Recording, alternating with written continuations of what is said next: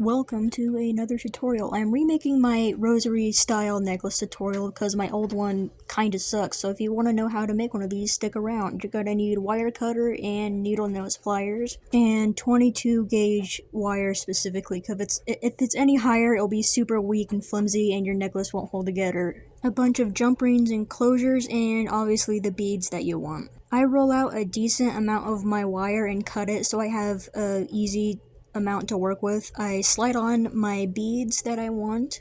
With the beads on, I hold them in my hand so the beads don't go anywhere, and I take the end of the wire and turn it into a circle to close the end of the bead like this.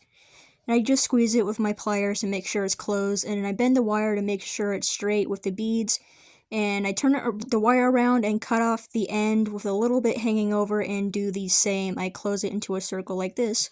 And that's basically all you have to do. I take a jump ring and put it on the end so I can attach other beads to it later, and that's basically the process for every single bead on your necklace. So again, I hold the bead in my hand so it doesn't go anywhere. I take the end of the wire and turn it around into a closed circle. I flip it around and do the exact same on the other side.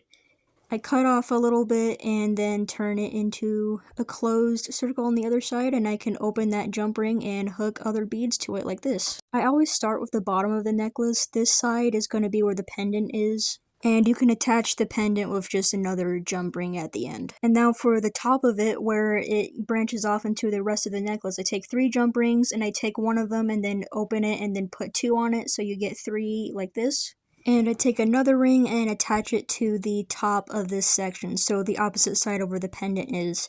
And I attach that to the middle ring, so you end up with something like this.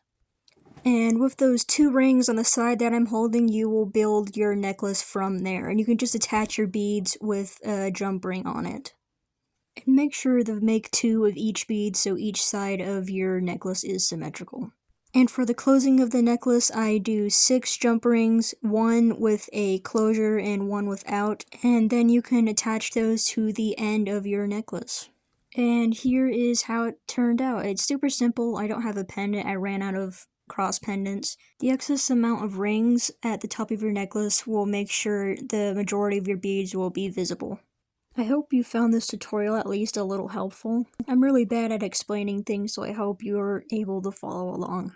Go check out my last video where I showcase all of my rosaries. So yeah, I hope this video helped, and I will see you in the next one.